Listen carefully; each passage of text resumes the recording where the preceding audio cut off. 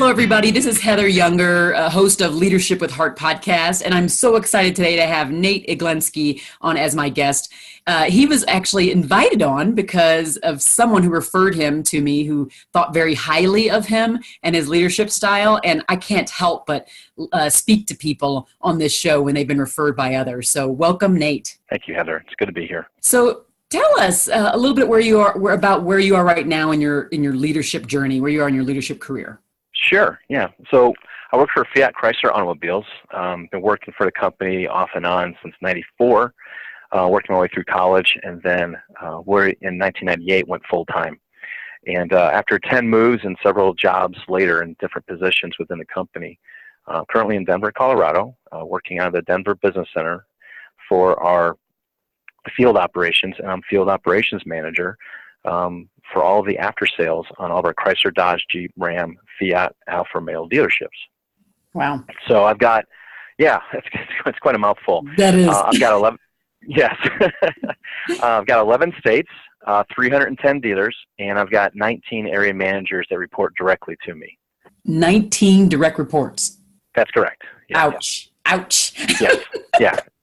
That's right. And That's I found that humorous because another podcast I listened from you was that she had 19 people and only 6 direct reports, and you guys were talking about the 19. I was like, what's the odds that I would have 19 coming onto this podcast? Yeah, that's a lot. So I definitely can't wait to dive into that a little bit. Yes. Yeah. So, I mean, it's a challenge. Each one of the area managers live in different parts of the country. So I've got Montana, Wyoming, Colorado, up to North Dakota, all the way down to Kansas, and then Minnesota, Wisconsin, parts of Iowa, and half of Missouri. And they all live out in the field, calling on the dealerships and reporting into me. Awesome. Okay, that's a really good baseline for all of us to understand. So, what is it that drives you as a leader? Just to be a leader, what is it that drives you? Yeah, I would. Even going back when I was a kid, I always took the high road of not getting involved until finally something just kind of itched me and said, "Nope, now it's time. You got to get involved now." And so if I were to say there's one thing that would drive me as a leader, and that is waking up every day and saying, what can I do to change the culture better? It could be small things, it could be big things. But what's one thing I can do to change the culture better? It could be just even a person. What can I do to help somebody out? And my Catholic faith has a lot to do with that as well. So waking up every day and driving the culture and make it better. Love that. We all of us, they say, change, it starts with one. And I always tell people to kind of change yourself first before you change others. And I've noticed even things in my life where I was the one who maybe spoke up, or I was the one who, took a step forward on something, and it was the catalyst for so many other things. And so you being that person, who kind of has taken upon yourself and owning that, I think that means a lot. So that's great. Right, exactly. I mean, I can even go back to like when I was a freshman in high school, and I never wanted to get into the high school president, vice president, all that stuff. But after my freshman year, that summer when I was a lifeguard, I was really contemplating whether or not I should get in there because I just did not like how things were run. And sure enough, I got back in the fall, ran, won, and then won for the next 3 years. So it's just kind of a baseline of like where my head's at times. I like to see where I need to go and make an improvement somewhere. So how would you define then? So now that you've got, 19 area managers, that's just mind boggling. What do you consider your leadership style? How would you define that? Trust, and a very different level. So trust and transparency of what I'm communicating to the team. Obviously, part of that transparency is that I can't communicate everything to them all the time as well. And I'll tell them that. I'll just say, this is something I can't communicate with you yet. Trust in my employees. Always, I can't do everything they're doing on a daily basis. And I've got to trust they're doing the right thing out there. As well as when I'm, training them, of course, I'm earning that trust with them. But there's got to be a trust factor with my employees. And then third dimension, we talked about my mentor when I was in Detroit. He really was a catalyst for my career. He taught me something I've always went with, but I never had a phrase for it. And now I've got a phrase for it, and that is, in God we trust, all others bring data.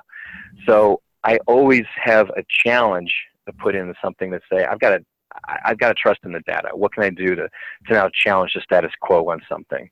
And that would be anything from, with the numbers that we're dealing with on a daily basis on, selling Mopar parts, to even little things when I was up in Detroit and working on a few different jobs when people just yell out, well, that's Sarbanes-Oxley. Well, really? Is it? I mean, have you guys read Sarbanes-Oxley? And so I would read it. I would read it and understand it. Yeah. And I would come back and say, it's not Sarbanes-Oxley. So it's in God we trust, all others bring data. So again, transparency with my leadership, having the trust of my employees, and then in God we trust, all others bring data. So those are my 3 dimensions on trust. Okay.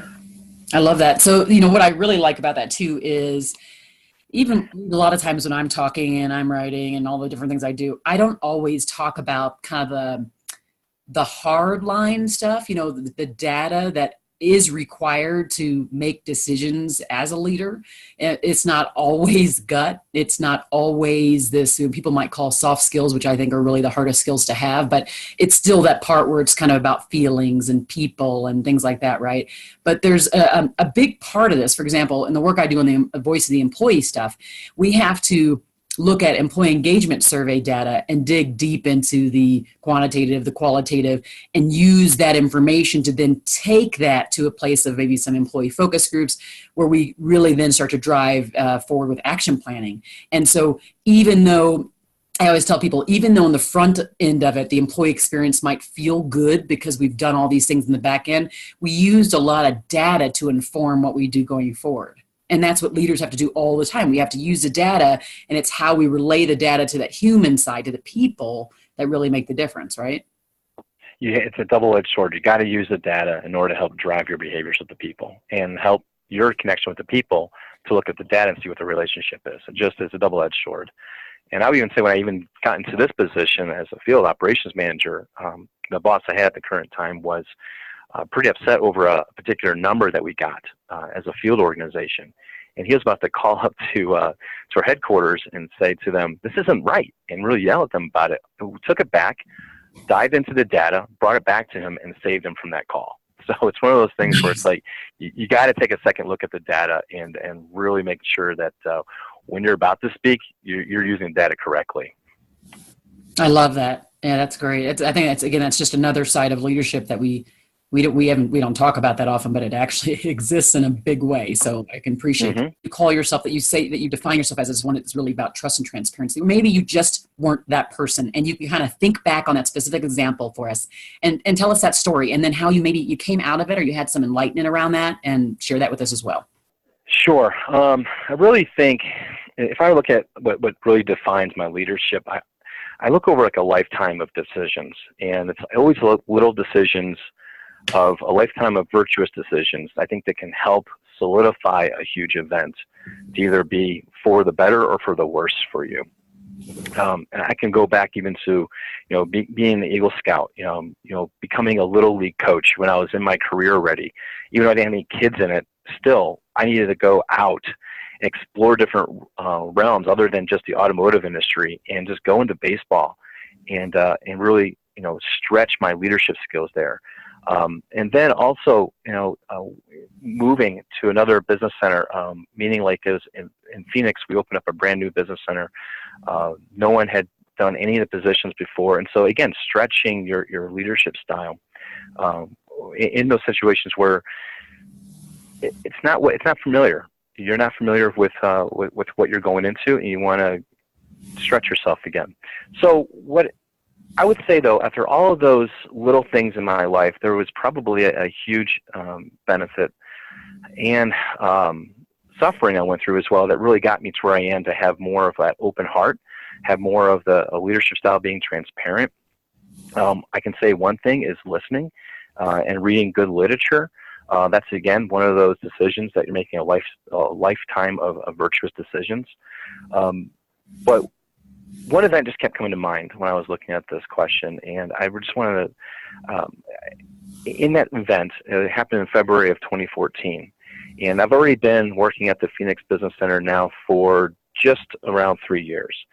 And we opened up the business center for the West, had new dealerships. Area managers in the area weren't familiar with our style because they had a different style from before out of California. So we did a really nice job, I think, really opening up and changing the culture in that area. But what solidified me in February of 14 was one event, and that was when I was out for 2 weeks on work, so once in Detroit and then I had to go to Seattle. And I came back, and my wife gave me a call on one day and said, "Hey, how you doing?" I said, "Yeah, I'm having a bad day. Trying to catch up with all my work and everything else."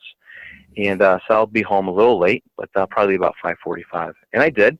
And on the way up, I called and didn't get an answer. And right before, probably about 15, 20 minutes out of getting to the house, that's when she gave me a call and said there's been an accident. And we've got the ambulance here, and they're working on Xavier right now, which is our third son, or our third child, our first son out of 5. And I said, "Well, what's going on?" And that's when I talked to a police officer, and he talked to me and said, "You need to get here to be with your family." Asked him questions, he wouldn't answer any of them, which was basically, is he alive? He wouldn't answer any of them. And when I got up there, I saw the ambulance. I just knew it was. Sped around, followed the ambulance, went right to the hospital. When he came out, I was there for him. But tragically, I had to watch him. And when they called it, and they said that he had passed away from a drowning. And two things really, from that situation, really solidified who I am today. And that is when I had my girls with me, I've got 2 older daughters. There's a gentleman there that was there to help a family out. But the things he was saying to my family was not theologically correct. And I had to take a stand right there and then and say, "Listen, I really appreciate being here. The best thing you can do for us right now is pray for us." And I had to take that leadership stand with my family to say, I can't have someone else come in and take this moment when I've got to lead. I've got to lead my family in this moment. 2, though, that takes a lot out of you. So if you can imagine spending the whole night where you weren't able to bring your son home that night, and you wake up next day, which was no sleep at all. I took a run, and I remember being in Anthem, Arizona, taking this run, and I stopped over a bridge that was Dry Creek, and I literally stopped, looked up to the sky, and wanted to just yell at God. Essentially, I wanted to say something to God. And what surprised me was something else. I actually said, "Thank you." And I said, "Thank you," because I said, "Thank you for letting me be the father to Xavier when he was here. Thank you for letting me have the family that I have. And thank you for loving me." And at that moment, I knew my heart was not hardened by this situation. So if you look at like concrete, you got a moment of time in concrete where you can write in it, draw in it, put your handprint in it, smooth it out, whatever you need to do to concrete. But once it hardens, whatever is there is there. And I knew that was my concrete moment where a lifetime of virtuous decisions that got me to that spot. My heart was not hardened, it was softened, and I had a lot of empathy then, especially for now my employees, my family, and anyone else that I come in contact with. And that's the main thing. I think an event that really solidified my leadership style that I carry into every aspect of my life. Well, Nate, thank you. I knew some of that, but thank you for going into the details on that and sharing that with the listeners. I really appreciate that. And of course, our heart goes out to you on that. I can see how an event like that would absolutely change you as a leader. And also, I think about myself in a leadership role, either at home or in the office or, with clients or whatever, and how we can sometimes be very rigid in our thinking, very kind of hard line in our responses to people, depending on the level of stress we're under, the timelines and the pressure. And in a situation like this, when you come out of that, then in the workplace or even at home, the things I would imagine don't get you roughed up, or, your feathers don't get all fluffed too much because you had to go through such, really, really tough, hard time. And then you were able to just get your mindset in the right place, which again, I think it's hard when I think of leaders and leaders with heart. Sometimes it's hard to do that. I've seen plenty of times I've worked for people who did have that hardened heart, and they had this kind of, they were opposite of transparent. You felt like they were kind of sneaky, and you always wondered what they were trying to get over on you. And so what you talked about and how you described just all this stuff up to this point makes me think about that. It's like there's a level of transparency, there's a level of kind of softening yourself to receive what it is that you need to be receiving, and then you can respond in the way you need to. And again, with what you have with your family, with what you have with 19 direct reports, you have to be receptive to all of the things that are being thrown at you at one time. Without a doubt. And even with 19 direct reports, each one of them is different. And so I may have one that is, within a couple of years of retirement and has got different decisions rather than one that is just coming on board and has got a brand new career right in front of them and everything in between. And then all the drama that can come in with each one of those people as well, what's going on in their life and everything else. And I think that softened heart, the empathy when you're dealing with everyone, it's not that you're letting people walk over you, and that's not the situation at all. There's a mutual respect there, but also giving the flexibility for them to be able to handle certain things when certain things happen in their life, in their family, no matter what it is. And so yes, it's something I think that will always remain with me. And I was just telling an employee today, I said, if I don't ever act this way, you have permission just to slap me across the face and let me know that I told you to do that. To kind of put me back into place. Well, I love that idea of, so obviously Xavier gave you guys a big gift and gave you a gift, particularly as a leader in the area of empathy, and just having the softened heart and having the openness. And we can definitely, thank him for that. And this idea of giving your people permission to hold you accountable is huge, because often we're not in check, and we have this power we're not aware of. Like most of us, some of us are aware and we're like, yeah, we have this power and we really push it around. But many of us are in a role and we don't realize how society has set up this employer-employee relationship, this leader, this frontline employee relationship, so much so that it's in the psyche, it's stamped in there. And so when we're able to say, I'm giving you permission to call me on the carpet on this, and please do, because I don't want to appear a certain way or whatever it is. It helps me be better. I think that's just helpful. It's helpful for them. It empowers them to kind of be more equal with you instead of subservient, right, to you. Yep, that's awesome. I agree. Okay, so you've got 19 direct reports with a pretty big organization, and things get crazy and you're all over the place. What do you do to connect with those 19 area managers in a way, like in a deeper way? What do you do to do that, to bring it back where there's the rapport built and there's just that connectedness together? Yeah, well, I'll go back to 2016. I've been in the role for about a year, so my current role. So I joined in February of 2015 in this role. And in 2016, we had a pretty decent year in 2015. I thought first year being a field operations manager, well, we hit our numbers. We did decent as compared to the other business centers out there. I thought things were running really well. So I had set up training for when my team comes in once a quarter, and we went through behavioral training, more specifically connecting as a team. And I thought, what greater way? I think I've got a pretty good team. And I found out that wasn't the case. There was an arrow that went through my heart, essentially, when one of my area managers stood up and said, this is great. I love this training. And I know we're supposed to be a team, but I don't think myself or anyone else feels like we are a team, because we're ranked and on all of our numbers. And then we're ranked against all the other business centers, and it's like an individual performance. And man, that was an arrow to my heart, because I knew we had a really good team, but I also knew I probably wasn't doing everything I could be doing better to make our team cohesive. So what did I do to reconnect? Well, first I asked questions right there and then. Also pulled him off the side and just kind of find out more about where he's coming from.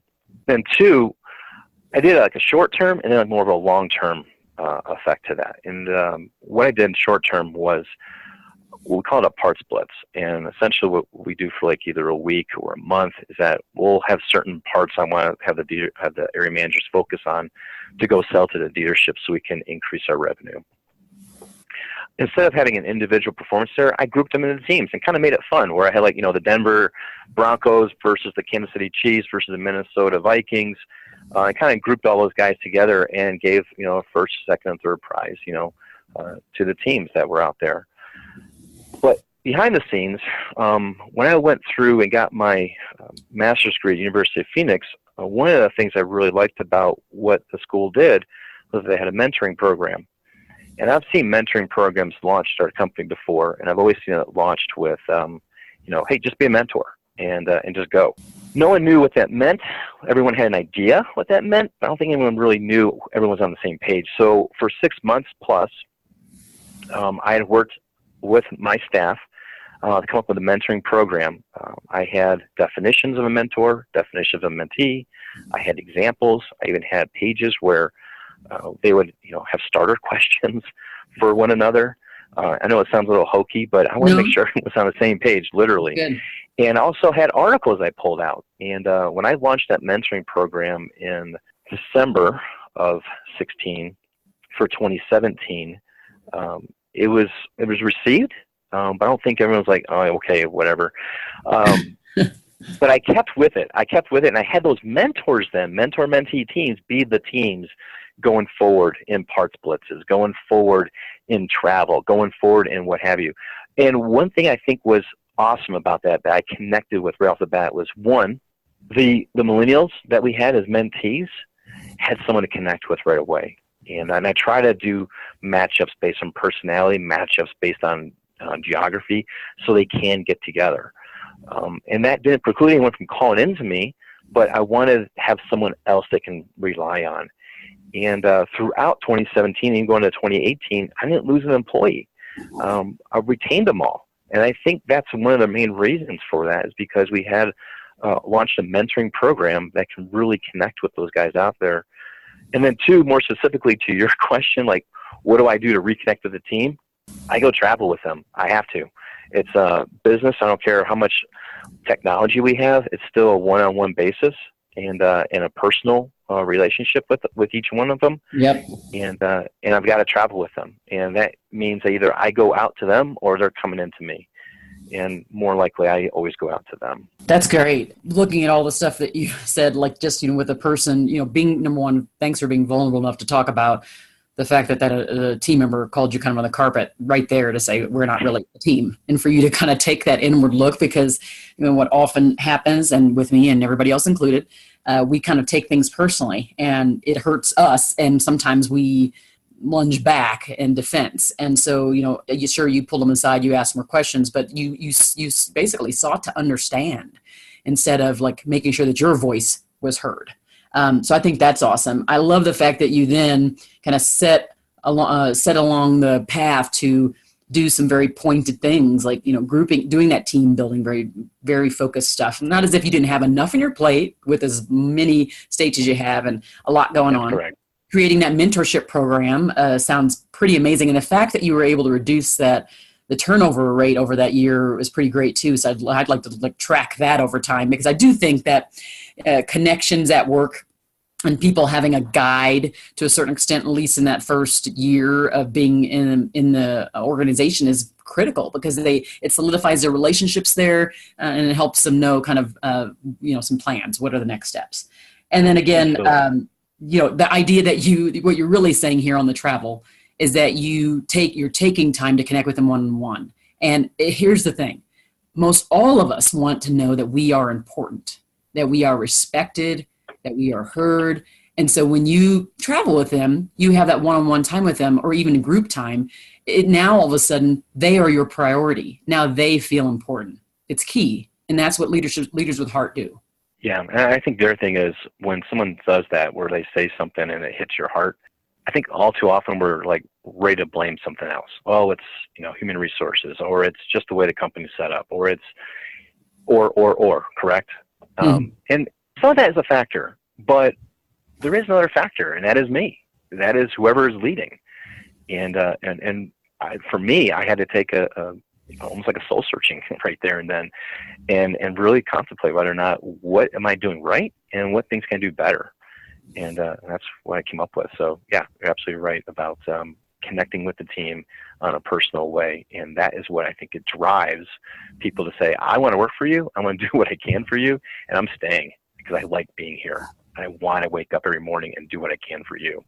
Love it. Love it. Okay. So if for a leader that might be in your similar situation, literally like spread across the country, lots of direct reports, there's a lot of responsibility, what would be kind of a parting tip or a parting word you'd have for them, something that you can kind of do to help to inspire them to move forward in their leadership journey? Yeah, I think I just touched upon it just a little bit, and really think meditating on what's good and what needs improvement. I think that's step one. And then after that, plan. I see so many people that go in without a plan. I don't know how they don't do that, because you need a plan. And if you have to divert from that plan, fine. I mean, you can do that, but you've got to have a plan going in to execute something. And then start with small gains. You don't have to change the world overnight. I mean, you want to start with something small, and then just keep on going from there and being convicted with it. That doesn't mean that if you're convicted with those small gains that, you're on the right path and what have you. You still got to listen to others. But I think those small gains help you. I know they've helped me be able to see what's worked, what hasn't worked, and what I can go. So when a bigger event happens, or something larger happens, with the team, I'm ready for that. And so, yeah, that's what I would say. Meditate on what's good, what needs improvement, create a plan, and start with small gains and be convicted about it. Love it. I love the way you were very, very clear and you have your 3 points. I can see you're organized, but I know you have to be organized with your organization. So these will definitely be words to live by. So I definitely appreciate you being on the show today, Nate. This has been a real gift for those listening. And again, thank you so much for sharing with us the story of your son and the gifts that he has now given you in your life. We definitely appreciate that. So for those who might want to get a hold of you, either as a follow-up, what would be the one way they could get a hold of you after the show? Yeah, LinkedIn. I've got, what the LinkedIn URL is, and I've got Nate Iglienski at the end of that. So LinkedIn is the best way to get a hold of me. And I've had several people reach out to me that I know and don't know through LinkedIn. So I'm always surprised how many people can reach you through that media. So LinkedIn is a great way to do that. Awesome. And what I'll do too for the listeners, as I always do, there'll be show notes on our website at customerfanatics.com. And then it will also have his contact information and specific information about his background. So this has been a pleasure. Thank you so much, Nate, for joining us. And thank you again, listening to Leadership with Heart. It's been awesome. Thank you, Heather. Thank you for listening to the Leadership with Heart podcast. You can grab the show notes by visiting customerfanatics.com. And don't forget to subscribe to our newsletter.